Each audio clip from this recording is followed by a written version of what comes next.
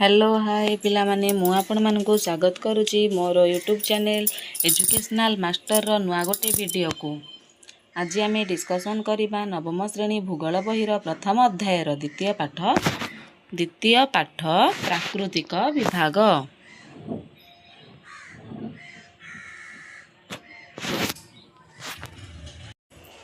एक number question कौन देछि संभाव्य उत्तर गुड़िक मध्यरु ठीक टी को बाछ। आई जेउ स्थल भागर तीन पाखरे समुद्र घेरी रही थाए ताहाकू कौन कुआ जाए।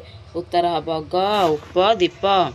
डबल आई गोवा उपकूल को लगी दक्षिण रे अवस्थित संकीर्ण उपकूल को कौन कुआ जाए। उत्तर हब क कर मंडल। ट्रिपल आई पूर्वघाट पर्वतमालार सर्वोच्च शृंग केउंटी। सर्वोच्च शृंग घ देओमाली। आईभी भारतर पूर्व सीमा निर्धारण करुथबा पर्वत गुड़ी को कौन कुआ जाए। पर्वत गुड़ी को कौन कुआ जाए। उत्तर हब ख पूर्वाचल। भी के टू गडविन अस्टिन शृंग केउ पर्वत श्रेणी रे अवस्थित। उत्तर हब ख काराकोरम। 2 नंबर निम्नलिखित प्रश्न गुड़िकर उत्तर संक्षेप रे लेख। आई कौन देला टेक्टोनिक प्लेट कौन। महादेशीय भूखंड गुड़िकर मंथर गति को टेक्टोनिक प्लेट कुहा जाए। डबल आई वर्तमानर केउ महादेश गुड़िक गोंडवाना लैंड रो अंश थिले। उत्तर वर्तमानर दक्षिण अमेरिका आफ्रिका दक्षिण एशिया ऑस्ट्रेलिया और अंटार्कटिका महादेश गुड़िक गोंडवाना लैंड रो अंश थिले। ट्रिपल आई शिवालिक कहिले कौन बुझ। उत्तर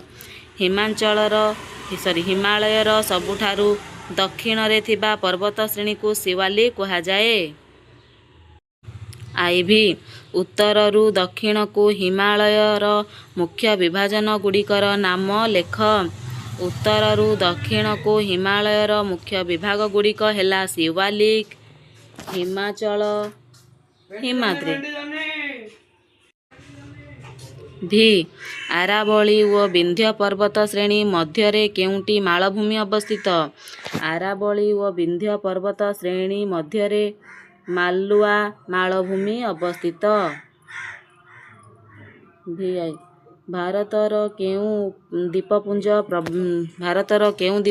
प्रबाल कीट गुड़िकर अवशिष्टांशरू सृष्ट। उत्तर भारतर लाक्षा द्वीपपुंज प्रबाल कीट गुड़िकर अंशाविशेषरू सृष्ट।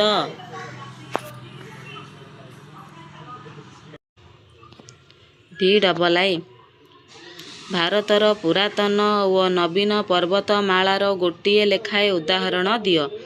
पुरातन पर्वतमाला हिमालय नूतन पर्वतमाला आरावली। 3 नंबर पार्थक्य दर्शाओ। आई कौन देला विपरीत मुखी व परस्पर मुखी प्लेट। उत्तर कौन हम विपरीत मुखी। प्लेट गुड़िकर विपरीत मुखी गति जोगु दुईटी प्लेट परस्पर ठारू दूरे जाती व विपरीत दिगरे गति करती। डबल आई प्लेट गुड़िक विपरीत मुखी हेले भूभागरे भांग सृष्टि होइथाए। परस्पर मुखी प्लेट। आई कौन देला परस्पर मुखी गति जोगु प्लेट गुड़िक विभिन्न दिगरु परस्पर निकटवर्ती हुअंती फलरे दुईटी प्लेट मध्यरे धक्का किंबा अन्य गोटिए अन्य उपरकू किंबा तलकू चली जाए। डबल आई दुईटी प्लेट मध्यरे धक्का हेले सेमानंक मध्यरे थिबा भूभागरे भांग सृष्टि होइथाए। 2 नंबर पूर्वघाट पर्वतमाला व पश्चिम घाट पर्वतमाला। उत्तर पूर्वघाट पर्वतमाला। पूर्वघाट पर्वतमाला पश्चिम घाट तुलना रे कम उच्चता विशिष्ट व निरविच्छिन्न नुहे। एहार हाराहारी उच्चता मात्र 600 मीटर बंगोपसागर रे पड़िथिबा नदी गुड़िक द्वारा विखंडित होइछि। डबल आई ओडिशार देओमाली पूर्वघाट पर्वतमालार उच्चतम शृंग अटे। ପଶ୍ଚିମଘାଟ ପର୍ବତମାଳା। ପଶ୍ଚିମଘାଟ ପର୍ବତମାଳା ନିରବିଚ୍ଛିନ୍ନ ଭାବରେ ପଶ୍ଚିମ ଉପକୂଳ ସହ ସମାନ୍ତରାଳ ରହିଛି। ଏହାର ଉଚ୍ଚତା 900 ମିଟରରୁ 1600 ମିଟର ପର୍ଯ୍ୟନ୍ତ। ଏହି ପର୍ବତମାଳା ସହ୍ୟାଦ୍ରି, ନୀଳଗିରି, ଆନାଇମଲାଇ ଏବଂ କାଡ଼ାମମ୍ ପର୍ବତ ଗୁଡ଼ିକୁ ଲାଗି ରହିଛି। ଡବଲ-ଆଇ କେରଳ ରାଜ୍ୟର ଆନାମଲାଇ ପର୍ବତଶ୍ରେଣୀରେ ଅବସ୍ଥିତ। ଆନାଇମୁଡି ଏହାର ସର୍ବୋଚ୍ଚ ଶୃଙ୍ଗ। ଟ୍ରିପଲ-ଆଇ ତ୍ରିକୋଣଭୂମି ଓ ପ୍ଲାବନଭୂମି। ତ୍ରିକୋଣଭୂମି ନଦୀଗୁଡ଼ିକ ସମୁଦ୍ରରେ ମିଶିବା ପୂର୍ବରୁ ଗତି ମନ୍ଥର ହୋଇଯାଏ। ତେଣୁ ନଦୀଗୁଡ଼ିକ ଦ୍ୱାରା ଆନିତ ପଟୁମାଟି ସମୁଦ୍ରରେ ନିଷ୍କାସିତ ନ ହୋଇ ଜମା ହୋଇଯାଏ। ଡବଲ-ଆଇ ତେଣୁ ନଦୀର ମୁଖ୍ୟ ସ୍ରୋତଟି ଅନେକ ଭାଗରେ ବିଭକ୍ତ ହେବା ଫଳରେ ସୃଷ୍ଟି ହେଉଥିବା ଭୂମିରୂପକୁ ତ୍ରିକୋଣଭୂମି କୁହାଯାଏ। ପ୍ଲାବନଭୂମି ଆଇ କ'ଣ ଦେଲା? ବନ୍ୟା ସମୟରେ ନଦୀଗୁଡ଼ିକ ଉଭୟ ପାର୍ଶ୍ୱରେ ପଟୁମାଟି ଜମା ହୋଇ ଗଠିତ ସମତଳ ଭୂମିକୁ ପ୍ଲାବନଭୂମି କୁହନ୍ତି। ଡବଲ-ଆଇ ଏହିଗୁଡ଼ିକ ଅତି ଉର୍ବର ହୋଇଥାଏ। ଏଇଟା ହେଲା 4 ନମ୍ବର। ଭାରତର ମୁଖ୍ୟ ଭୂବିଭାଜନ ଗୁଡ଼ିକର ନାମ ଲେଖ ଏବଂ ଯେକୌଣସି ଗୋଟିଏ ବିଶେଷତ୍ୱ ଓ ଦେଶ ପାଇଁ ତା'ର ମହତ୍ତ୍ୱ ସମ୍ବନ୍ଧରେ ଆଲୋଚନା କର। ଉତ୍ତର: ଭାରତର ମୁଖ୍ୟ ବିଭାଜନ ଗୁଡ଼ିକ ହେଲା କ. କ'ଣ? ଉତ୍ତରସ୍ଥ ପର୍ବତମାଳା। ଖ. ଉତ୍ତରସ୍ଥ ବିଶାଳ ସମତଳ ଭୂମି। ଗ. ଉପଦ୍ୱୀପୀୟ ମାଳଭୂମି। ଘ. ଭାରତର ବିଶାଳ ମରୁଭୂମି ଅଞ୍ଚଳ। ଙ. ଉପକୂଳବର୍ତ୍ତୀ ସମତଳ ଭୂମି। ଚ. ଦ୍ୱୀପପୁଞ୍ଜ। ଆଇ. ଉତ୍ତରସ୍ଥ ବିଶାଳ ସମତଳ ଭୂମି ଦେଶ ପାଇଁ ବିଶେଷ ମହତ୍ତ୍ୱ ରହିଛି। ଏହା ସିନ୍ଧୁ, ଗଙ୍ଗା, ବ୍ରହ୍ମପୁତ୍ର ନଦୀତ୍ରୟ ଦ୍ୱାରା ଗଠିତ। ଗଙ୍ଗା, ସିନ୍ଧୁ, ବ୍ରହ୍ମପୁତ୍ର ନଦୀତ୍ରୟ ଦ୍ୱାରା ଗଠିତ। ଏହାର ଦୈର୍ଘ୍ୟ 2500 କିମି, ପ୍ରସ୍ଥ 240 କିମିରୁ 320 କିମି। ଟ୍ରିପଲ-ଆଇ ଜଳସେଚନ ସୁବିଧା ଅନୁକୂଳ ଜଳବାୟୁ ଯୋଗୁଁ ଏହି ସମତଳ ଭୂମି ଭାରତର ଏକ ମୁଖ୍ୟ କୃଷି ଉତ୍ପାଦନ ଅଞ୍ଚଳ ଅଟେ। ଆଇ.ଭି. ସିନ୍ଧୁ, ଗଙ୍ଗା, ବ୍ରହ୍ମପୁତ୍ର ନଦୀ ଓ ଏଗୁଡ଼ିକର ଉପନଦୀ ଦ୍ୱାରା ଆନିତ ପଟୁମାଟିରେ ଏହି ଉର୍ବର ମୃତ୍ତିକା ବିଶିଷ୍ଟ ସମତଳ ଭୂମି ଗଠିତ ହୋଇଛି। ତେଣୁ ଏହି ଅଞ୍ଚଳ ଜନାକୀର୍ଣ୍ଣ। ଭି. ଏହି ସମତଳ ଭୂମିଗୁଡ଼ିକ ଭାରତର ଶସ୍ୟାଗାର। ଭି.ଆଇ. ଉତ୍ତରସ୍ଥ ବିଶାଳ ସମତଳ ଭୂମି ପଶ୍ଚିମରୁ ପୂର୍ବକୁ 3 ଭାଗ କରାଯାଇଛି ଯଥା: ପଞ୍ଜାବ ସମତଳ ଭୂମି, ଗାଙ୍ଗେୟ ସମତଳ ଭୂମି ଏବଂ ବ୍ରହ୍ମପୁତ୍ର ସମତଳ ଭୂମି। 5 ନମ୍ବର। ହିମାଳୟ କିପରି ସୃଷ୍ଟି ହେଲା ସେ ସମ୍ବନ୍ଧରେ ଆଲୋଚନା କର। ଆଇ. ଆଜି ଯେଉଁଠି ସୁଉଚ୍ଚ ହିମାଳୟ ପର୍ବତ ଓ ଉତ୍ତର ଭାଗର ବିସ୍ତୃତ ସମତଳ ଭୂମି ଅଛି, ସେଠାରେ ଏକଦା ଟେଥିସ୍ ନାମକ ଏକ ଅଗଭୀର ସମୁଦ୍ର ଥିଲା। ଡବଲ-ଆଇ ଏହି ସମୁଦ୍ରର ଉତ୍ତରରେ ସେ ସମୟରେ ଆଙ୍ଗାରାଲ୍ୟାଣ୍ଡ ଓ ଦକ୍ଷିଣରେ ଗଣ୍ଡୱାରାଲ୍ୟାଣ୍ଡ ନାମକ ଭୂଖଣ୍ଡ ଥିଲା। ଟ୍ରିପଲ-ଆଇ ପରବର୍ତ୍ତୀ କାଳରେ ଗଣ୍ଡୱାରାଲ୍ୟାଣ୍ଡ ଧୀରେ ଧୀରେ ଉତ୍ତର ଆଡ଼କୁ ଗତି କରିବାରୁ ଏକ ଶୂନ୍ୟ ସ୍ଥାନ ସୃଷ୍ଟି ହେଲା। ଏହା ଭାରତ ମହାସାଗରର ରୂପ ନେଲା। ଆଇ.ଭି. ଏହି ଦକ୍ଷିଣ ଉପଦ୍ୱୀପ କ୍ରମଶଃ ଉତ୍ତର ଆଡ଼କୁ ଗତି କରିବାରୁ ଟେଥିସ୍ ସାଗରରେ ସଞ୍ଚିତ ପଟୁମାଟି ସଙ୍କୁଚିତ ହୋଇ ସେଥିରେ ଭାଙ୍ଗ ସୃଷ୍ଟି ହେଲା। ଭି. ଏହି ଭାଙ୍ଗ ସୃଷ୍ଟି ହେବା ଫଳରେ ହିମାଳୟ ପର୍ବତମାଳା ସୃଷ୍ଟି ହେଲା। ଏବେ ବି ଏହି ପ୍ରକ୍ରିୟା ଅବ୍ୟାହତ ରହି ଏହି ପର୍ବତ ଶ୍ରେଣୀର ଉଚ୍ଚତା ବୃଦ୍ଧି ପାଉଛି। 6 ନମ୍ବର ନିମ୍ନଲିଖିତ ଗୁଡ଼ିକର ସଂକ୍ଷିପ୍ତ ବର୍ଣ୍ଣନା କର। କ'ଣ 1 ନମ୍ବର 6 ନମ୍ବର ଆଇ କ'ଣ ଦେଇଛି? ଭାରତର ବିଶାଳ ମରୁଭୂମି। ଆରାବଳୀ ପର୍ବତ ଶ୍ରେଣୀର ପଶ୍ଚିମ ସୀମାକୁ ଲାଗି ରାଜସ୍ଥାନରେ ଭାରତର ବିଶାଳ ମରୁଭୂମି ବା ଥର୍ ମରୁଭୂମି ଅବସ୍ଥିତ। ଏହା ସ୍ଥାନେ ସ୍ଥାନେ ପଥୁରିଆ ସ୍ୱଳ୍ପ ଉଚ୍ଚବାଚ ବିଶିଷ୍ଟ ତରଙ୍ଗାୟିତ ବାଲୁକା ଅଞ୍ଚଳ ଓ ଏଠାରେ ଅନେକ ବାଲୁକା ସ୍ତୂପ ଦେଖାଯାଏ। ଏଠାରେ ହାରାହାରି ବୃଷ୍ଟିପାତ 150 ମିଲିଲିଟରରୁ କମ୍ ହୋଇଥାଏ। ଶୁଷ୍କ ଜଳବାୟୁ ହେତୁ କଣ୍ଟାଳିଆ ବୁଦା ଜାତୀୟ ଉଦ୍ଭିଦ ଦେଖାଯାଏ। ଡବଲ-ଆଇ ଭାରତର ଦ୍ୱୀପପୁଞ୍ଜ। ଲାକ୍ଷାଦ୍ୱୀପ ମାଲାବାର ଉପକୂଳର ପଶ୍ଚିମକୁ ଆରବ ସାଗରରେ କେତେଗୁଡ଼ିଏ ଛୋଟ ବଡ଼ ଦ୍ୱୀପପୁଞ୍ଜ ରହିଛି, ଯଥା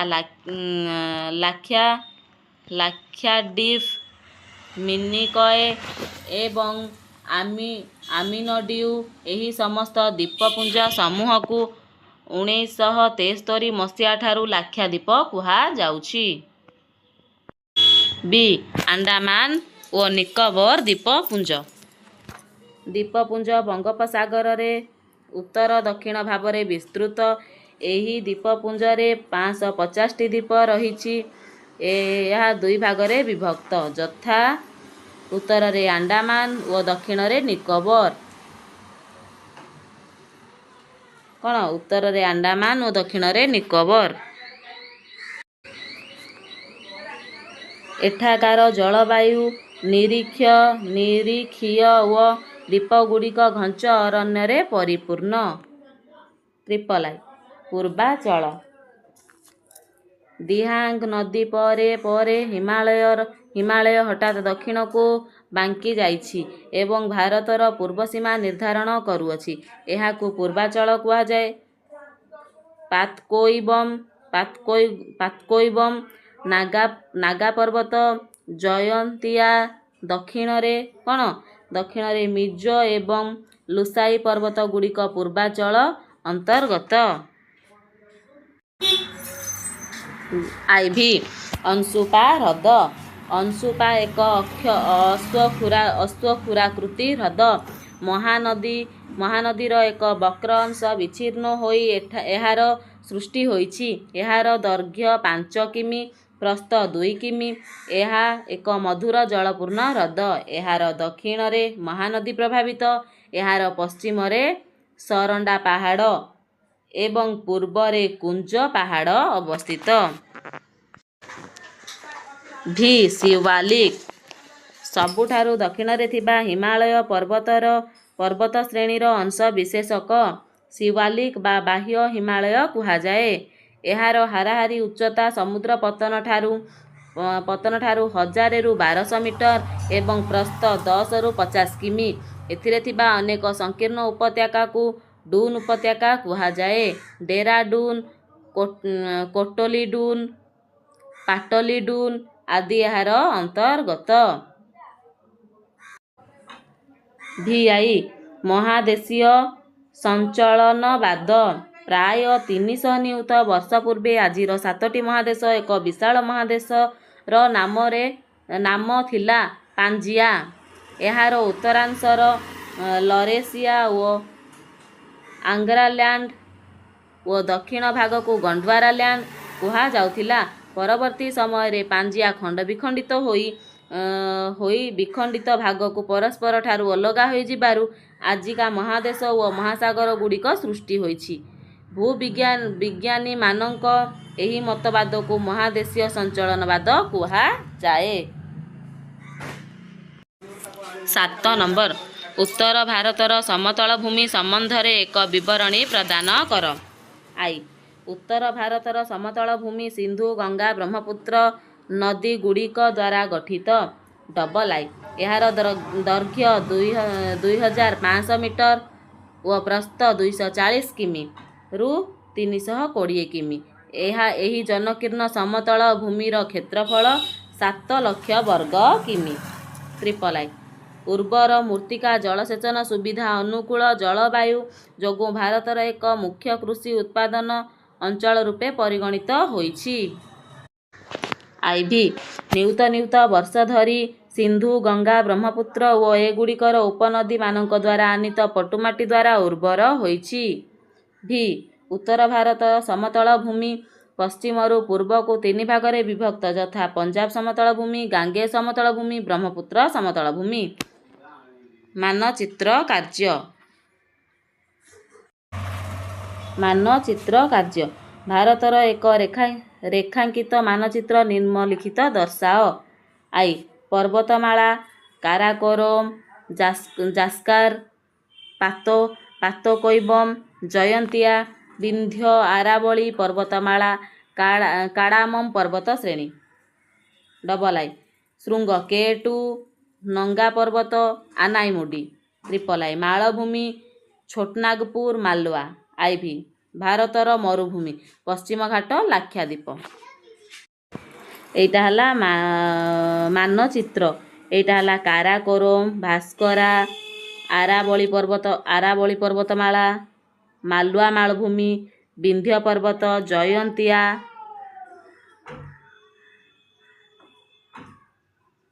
ଆନାଇମୁଡି, କାଡ଼ାମମ୍ ପର୍ବତ, ଲାକ୍ଷାଦ୍ୱୀପ, ଥର୍ ମରୁଭୂମି।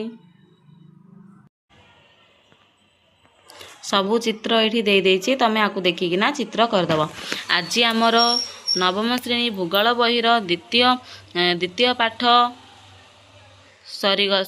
ପାଠର ସବୁ କ୍ୱେଶ୍ଚିନ୍ ଆନ୍ସର୍ ସରିଗଲା। ଯଦି ତମମାନଙ୍କୁ ମୋ ଭିଡ଼ିଓ ଭଲ ଲାଗିଥାଏ ତେବେ ମୋ ଚ୍ୟାନେଲକୁ ସବସ୍କ୍ରାଇବ୍, ଲାଇକ୍, ସେୟାର, ସବସ୍କ୍ରାଇବ୍ କରିଦିଅନ୍ତୁ। ଧନ୍ୟବାଦ।